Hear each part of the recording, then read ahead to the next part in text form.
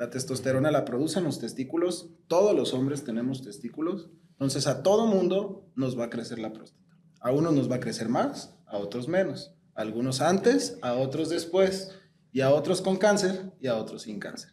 Y de ahí va a ser la diferencia del tratamiento que vamos a dar.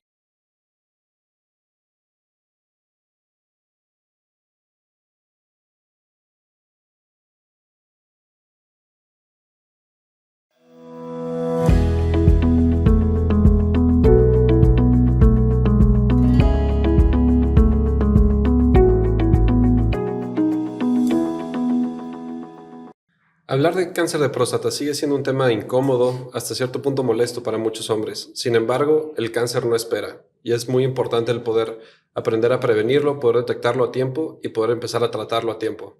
En este episodio de Salud de Hierro vamos a hablar sobre el tema de cáncer de próstata. Yo soy el doctor Rodrigo Fernández. El día de hoy nos acompañan el doctor Leopoldo y el doctor Edgar. Muchísimo gusto, doctores. ¿Cómo están? Gracias, buena tarde. Gracias por la invitación. Con muchísimo gusto. Ambos son especialistas en urología.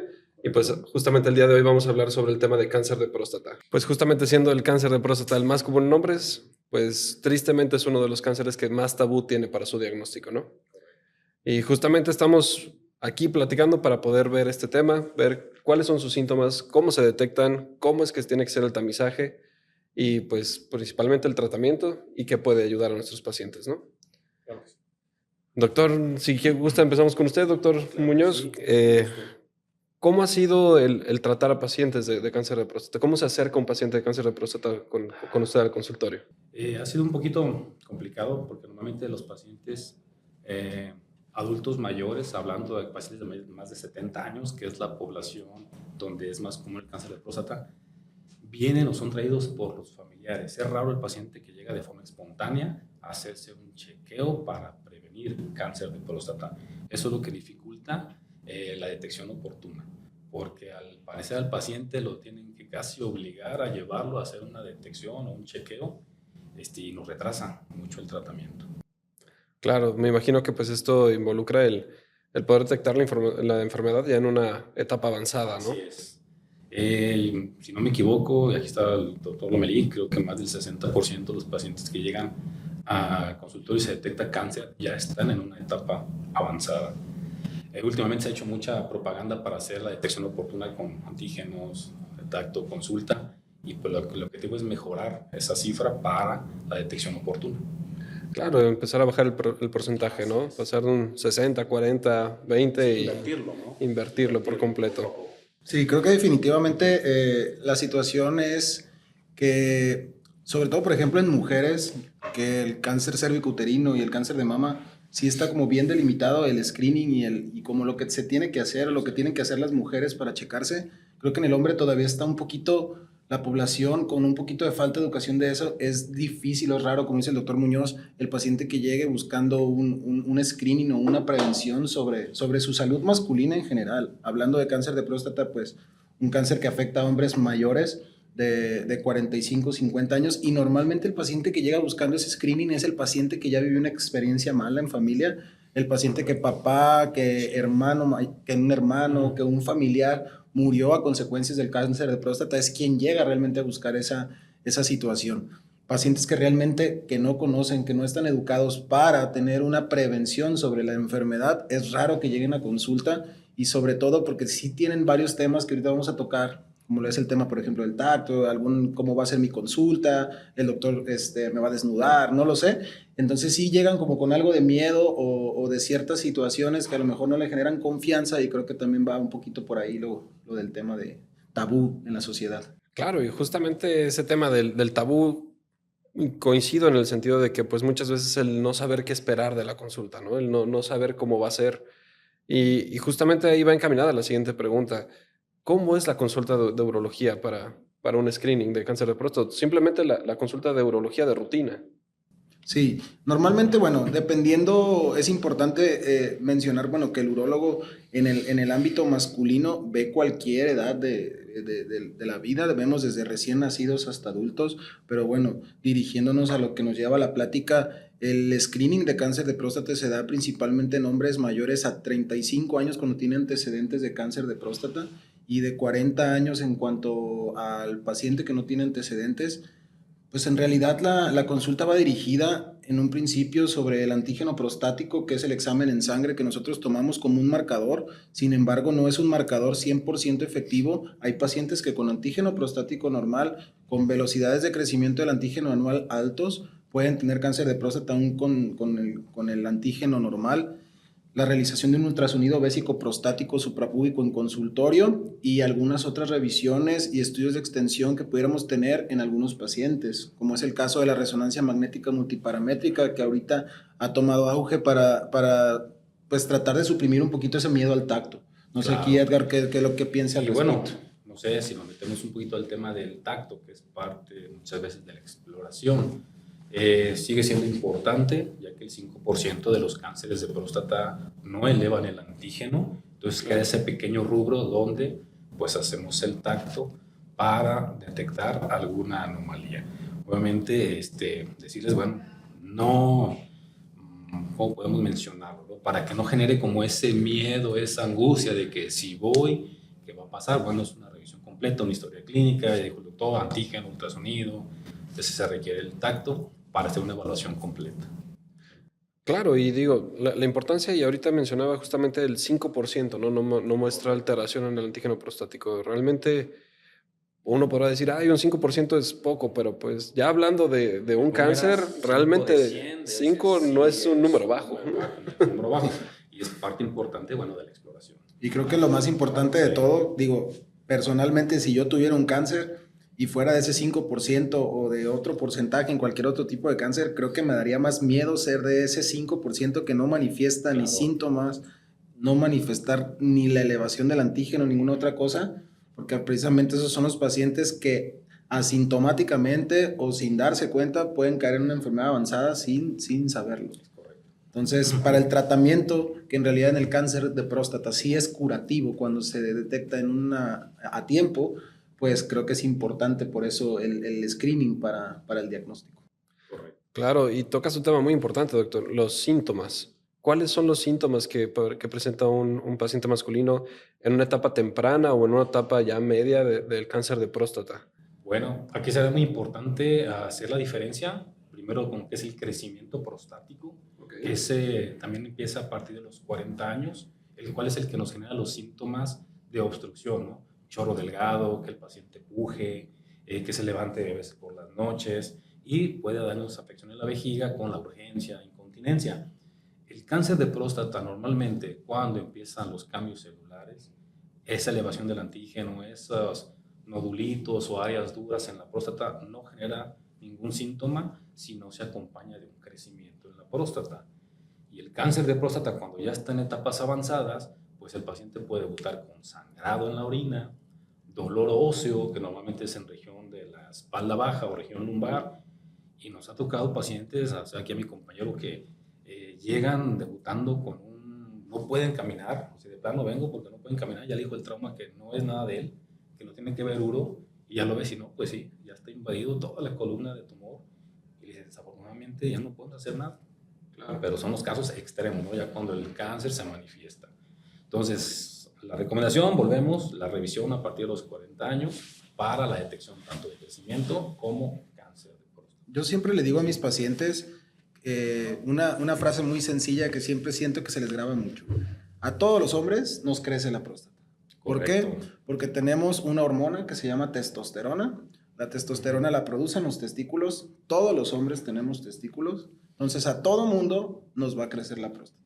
A unos nos va a crecer más, a otros menos. A algunos antes, a otros después. Y a otros con cáncer y a otros sin cáncer. Y de ahí va a ser la diferencia del tratamiento que vamos a dar. Correcto. Tratamientos que tenemos para crecimiento prostático sin cáncer, que son cirugías desobstructivas, así es, a través de la uretra, con diferentes tecnologías, y cirugías o tratamientos curativos para el cáncer, como lo son la cirugía extirpativa, radiaciones, terapias focales o algún otro tipo de terapia, pues ya realmente dirigida a cáncer. Entonces creo que siempre se llevan eso como, pues sí, tiene razón, entonces por eso me tengo que checar, porque pues, tengo una hormona que a final de cuentas me va a hacer tener un crecimiento. Así es. Claro, y justamente pues entiendo que el cáncer es el crecimiento descontrolado, ¿no? Totalmente, de las células, de las glándulas, en el caso de la próstata. Exactamente. Y pues este crecimiento descontrolado y desorganizado es justamente lo que termina dando el cáncer y que haga que se termine diseminando, ¿no? Entonces, pues en especial en una glándula que de manera normal crece, pues hay que estarla checando que crezca de la manera correcta, ¿no? Sí, así es. Realmente ese crecimiento descontrolado de la glándula que tiene una función en el cuerpo, porque muchos no sabemos qué función tiene la próstata en el cuerpo, decimos, ¿y por qué está ahí? Bueno, la próstata es una glándula que secreta ciertas sustancias que le dan la probabilidad al semen de tener vida dentro de la mujer. O sea, al semen, que es el líquido seminal, ese líquido junto con los espermatozoides, la próstata es lo que le da el medio físico, el medio químico para poder sobrevivir en la mujer y poder llegar a ser la fecundación. Esa realmente es la función de la próstata a través del tiempo. Volvemos que es importante, pero después de cierta edad dices, bueno, como dicen la mujer, ¿no? Útero, matriz que no hay hijos, da problemas, da tumores, la próstata también nos ayuda en la etapa adulto joven reproductiva. Posteriormente hay que vigilarla porque ese crecimiento puede darnos un problema grave. Claro, claro, por supuesto. Y justamente regresando al tema del screening, ¿cada cuánto tiene que ser el screening? ¿Cada cuánto tiene que ser la consulta urológica? Pues se recomienda por lo menos una vez al año. ¿Sí? Okay. Y como ya dijo el doctor Lomelí, pacientes que ya tienen antecedentes familiares directos con cáncer de próstata, se recomienda la revisión a partir de los 35 años. ¿Por qué? Porque se ha visto que en aquellos pacientes con línea directa de cáncer puede presentarte hasta 10 años antes. ¿Qué significa? Si tu papá tuvo cáncer a los 65 años, tú puedes presentarlo a partir de los 55. Entonces, de ahí la importancia del chequeo constante. Como una base que ahí siempre ponemos 40, 45 años para que estén en control con urología. Okay. Sí, de manera anual es el screening que normalmente se da. Es importante también ver a aquellos pacientes en los que el antígeno normal eleva demasiado o se duplica. Por ponerte un ejemplo, puede llegar un paciente el día de hoy con un antígeno de 1 a 45 años, siguiente consulta, llegarme con un antígeno de 2 al año que entra, y siguiente consulta, llegarme al año después, o sea, 2 años con un antígeno de 3. En esos 2 años prácticamente duplicó el antígeno prostático y tuvo una elevación del antígeno prostático de más de 0.75 nanogramos por mililitro por año. Aunque siga teniendo un rango normal de antígeno, ese paciente muy seguramente trae algo. Y ahí es cuando se tiene que establecer también estudios como resonancia o algo, y ahí captamos muchos pacientes, sobre todo jóvenes.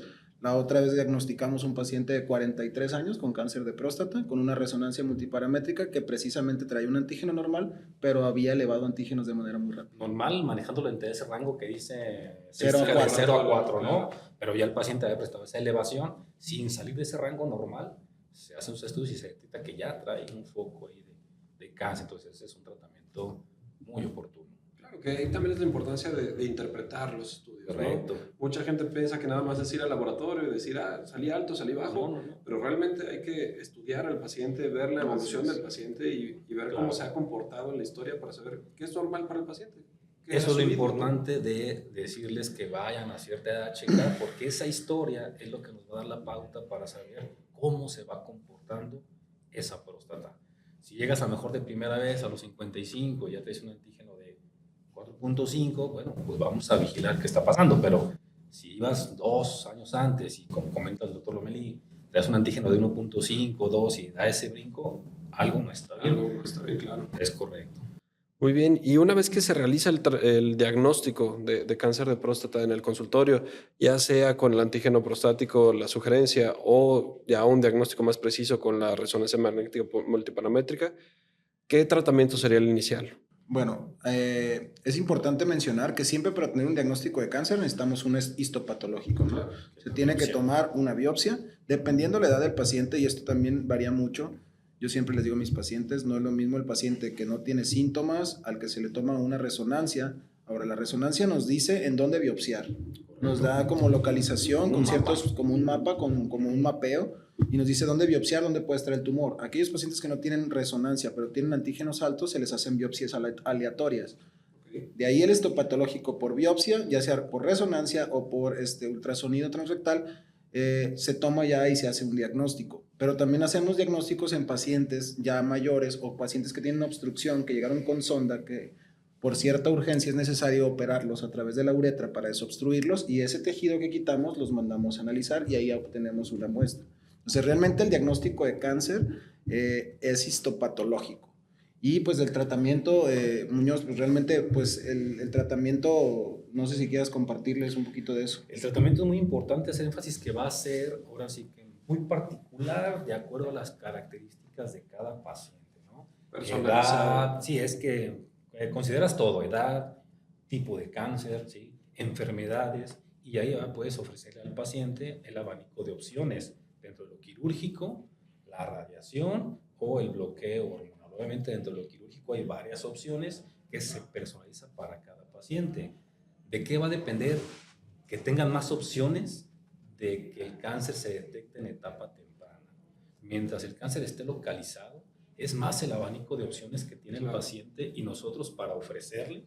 Y obviamente el paciente es el que va a decidir, explicando los pros y los contras de cada procedimiento, porque cuando llegan a una etapa ya avanzada, pues obviamente ya nomás es Sí, el abanico de opciones se reduce es mucho. esto y no podemos hacer más, desafortunadamente. Entonces, eso es lo importante para el tratamiento, porque podemos meternos a una plática Sí, de horas en cuanto a hablar de cada tratamiento. Claro. Sí, Pero es complejo. en general, realmente yo, para que quede un poquito para la audiencia, como claro qué es lo que se hace, en el paciente modelo que llegara temprano y que estuviera localizado, siempre es importante, sabiendo que hay crecimiento de la próstata y cáncer de próstata, al paciente con crecimiento de próstata se le opera a través de la uretra, del caño, como se menciona en la sociedad, para desobstruir y que orine mejor.